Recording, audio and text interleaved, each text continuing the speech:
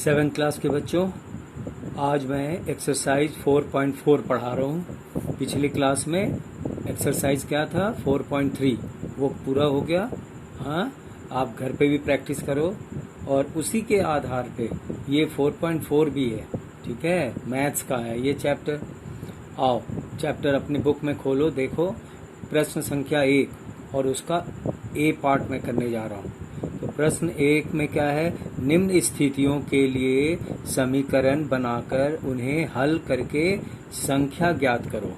हाँ बेटा, अब ए प्रश्न है पहला, एक संख्या के 8 गुने से 4 जोड़िए, आपको 60 यानी 60 प्राप्त होगा। बेटा उसके तरीके ऐसे ही है, माना जो निकालना होता है ना, उससे उस संख्या को मान लो। तो माना कि संख्या बराबर x है, तो प्रश्न के अनुसार 8x, उसमें बोला है ना 8 गुने से 4 जोड़िए, तो 8x का मतलब होता है गुना कर देना, 8 गुने x है वो, तो 8x प्लस 4 बराबर 60।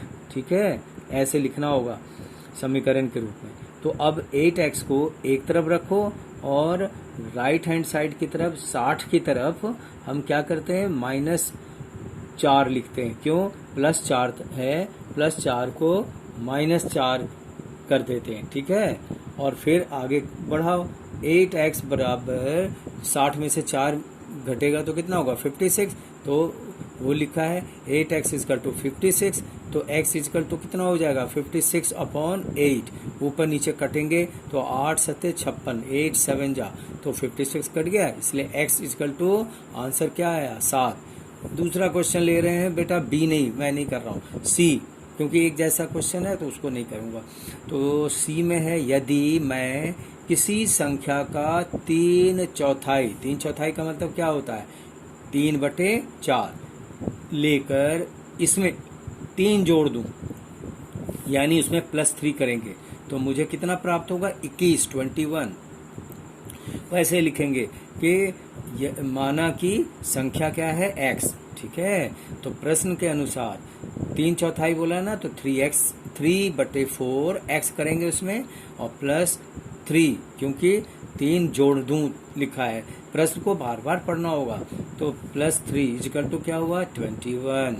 तो आया, आगे नीचे आओ, 3/x is equal to 3/4 x is equal to 21 है ही, और वो उस साइड जाएगा +3, उधर जाकर -3 होगा, तो 21 में से 3 घटाओगे कितना होगा 18, है ना बेटा। तो 3/4 3/4x बराबर 18 हो गया यहाँ पे। ठीक है, 18। तो अब x बराबर कितना हुआ, हाँ, तो x बराबर 18, और यह जो 3/4 था वो 4 उधर जाकर रेसिप्रोकल पलट जाता है, उधर जाकर ऊपर चला जाएगा 4 और पलट जाएगा नीचे 3। तो 3 के पहाड़े से मैंने काटा है, यहाँ ध्यान देना, 3 के पहाड़े से 3 छक 18। ठीक है बेटा, तो इस प्रकार से ये आपके कटकर कितने आए 24, 4 छक 24, तो ये आपको क्या आंसर कितना आया x इजकल टू 24। ओके बेटा, अगला है क्वेश्चन यहाँ ई, देखो बुक में क्वेश्चन, मुन्ना ने 50 में से अपनी नोट कॉपी की संख्या के 3 गुने को घटाया, 3 गुने को घटाया के तिगुने, तिगुने बेटा, तिगुने का मतलब 3 गुना, 3 × x, तिगुने लिखा है, को घटाया तो परिणाम कितना आया 8 होगा। ओके बेटा, 8 होगा, यानी 8 जो लिखते हैं ना वो इक्वल टू के इधर लिखेंगे। तो अब चलो शुरू करते हैं कि माना कि नोट कॉपी की संख्या कितनी है x। ठीक है, तो 50 - 3x इजकल टू 8। अब -3x तो इधर ही रखो, और 8 के तरफ 50 को मैंने उधर भेज दिया, तो +50 उधर जाकर -50 हो जाएगा। तो 50 में से 8 माइनस करने पर, यहाँ देखो 50 में से मैंने 8 माइनस किया है, तो कितना हो गया 42, लेकिन वो माइनस में है 42, और इधर भी -3x है। ठीक है। तो माइनस इधर का और उधर का भी माइनस, 42 है ना, यहाँ भी माइनस है, दोनों कैंसिल हो जाती है, ये प्लस प्लस हो जाता है। और 3x इक्वल टू 42, तो इसलिए x इक्वल टू क्या होगा 42/3। ये देखो मैंने यहाँ करके दिखाया है 42/3। तो 3 14 जा कितना हो जाएगा 42 कट गया, तो 42 तो x इक्वल टू हो गया 14 आंसर। ठीक है, आप इसे सावधानी से घर पे धीरे धीरे धीरे धीरे करते हुए समझते हुए करोगे, लिखोगे तो आपको समझ आएगी। ठीक है बेटा, अब अगला पढ़ लिया है मैंने जी। हाँ, यहाँ देखो जी लिया है। अनवर एक संख्या सोचता है, यदि वह इस संख्या के 5/2 में से 7 निकाल दे मतलब घटा दे, तो परिणाम कितना है 23। ओके बेटा, देखो ध्यान से। तो मैंने फिर उसका भी ऐसे लिया, माना कि संख्या बराबर x, तो प्रश्न में जो दिया है उसी को लिखा है प्रश्नानुसार। ठीक है, तो 5x/2 जो कि क्वेश्चन में ही है, यहाँ 5/2 क्वेश्चन में है, तो मैंने यहाँ क्या लिखा है 5/2x - 7 = 23।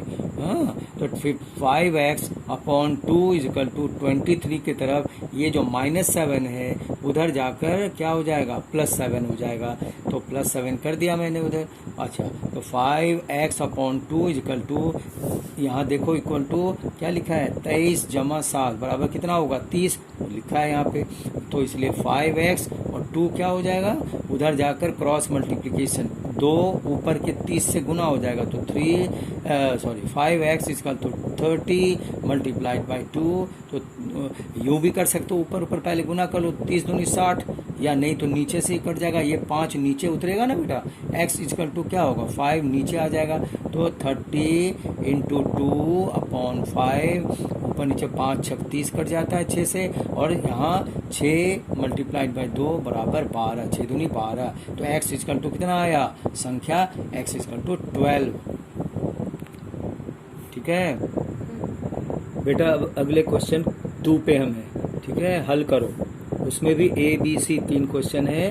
हाँ, तो वो कर रहा हूँ। पहला क्वेश्चन है एक्सरसाइज 4.4 का ही है। अध्यापिका बताती है कि उनकी कक्षा में एक विद्यार्थी द्वारा प्राप्त किए गए अधिकतम अंक मतलब सबसे हाईएस्ट नंबर जो लाया, तो अधिकतम अंक हो गए, प्राप्त किए गए अंक जो न्यूनतम है, ठीक है, उसका क्या है दुगना, तो उसका दुगना मतलब डबल कर देंगे 2x हो जाएगा, और उसमें +7 दुगना +7 है। तो प्राप्त किए गए अधिकतम अंक कितना है दिया है यहाँ पे, अधिकतम अंक 87 है, तो प्राप्त अंक न्यूनतम कितना होगा, न्यूनतम अंक कितना होगा वो बताना है। तो देखो मैंने जैसे किया ऐसे प्रैक्टिस करने होंगे समझ के। माना कि न्यूनतम अंक x, जिस चीज को निकालना होता है ना उसे मान लिया जाता है, तो माना कि न्यूनतम अंक बराबर x, तो अधिकतम अंक कितना बताया 2x + 7, जो अभी भी तुम्हें मैंने बोला था दुगना है। हाँ, तो दुगना मतलब 2x हो गया और जमा कर दिया +7, तो अब इसके प्रश्न के अनुसार तो 2x + 7 एक तरफ ले लो लेफ्ट हैंड साइड की तरफ, और = अधिकतम अंक कितना है 87, वो मैंने यहाँ 87 लिखा है। तो 2x + 7 = 87, तो 2x बराबर 87 में से 7 माइनस करेंगे तो कितना होगा, तो हो जाएगा 80। तो देखो 2x = 80 है, क्योंकि 7 घटा दिया ना 87 में से, तो x = कितना हो गया 80, और x बराबर है तो 2 नीचे उतर आया, तो 2 से काट दिया 40, तो ये न्यूनतम अंक हो गए 40।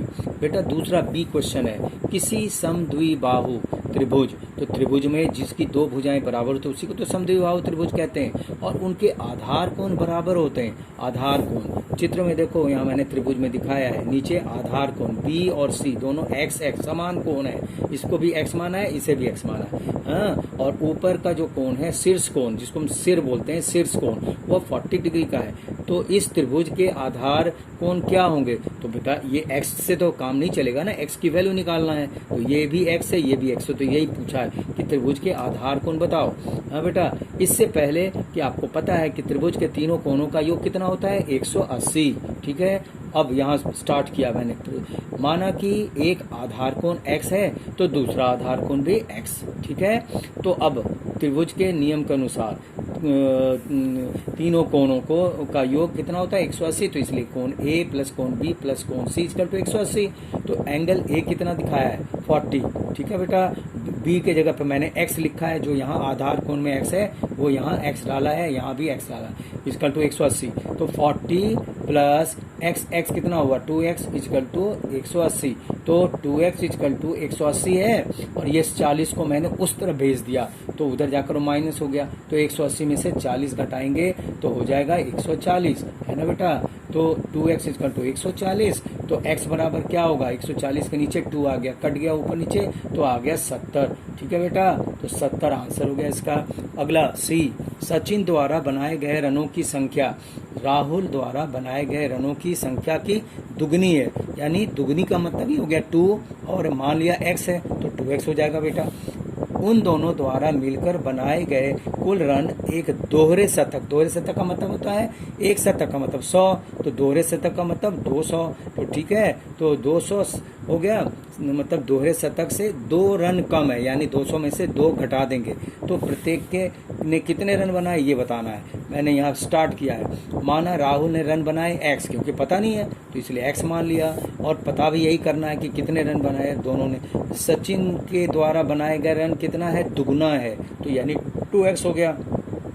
तो प्रश्न से x plus 2x equal to, यानी ये दोनों को हमने कर दिया एक तरफ है दाईं ओर, x plus 2x equal to 200 में से माइनस कर दिया 2, ठीक है। तो क्या हो जाएगा x और 2x मिलकर प्लस पर 3x हो गया, तो 3x इक्वल टू 198, क्योंकि 200 में से 2 घटाया तो x बराबर 198, और ये 3 कहाँ आया नीचे आया, तो 3 के पारे से कट जाएगा बेटा 66 आ रहा है। अतः राहुल द्वारा बनाए गए रन x बराबर कितना हो गया 66। तो सचिन द्वारा कितना बनेगा बेटा 2x है, तो 2 से गुना कर दो, 66 को 2 से गुना करोगे तो कितना आया 132। तो ये इसके आंसर हुए।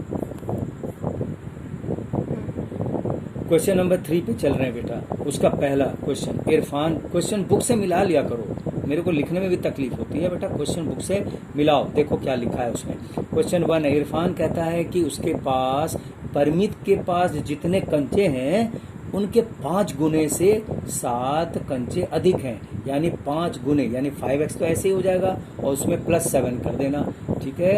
इरफान के पास कुल कितना कंचा है, देखो लिखा हुआ 37 कंचे हैं, है ना।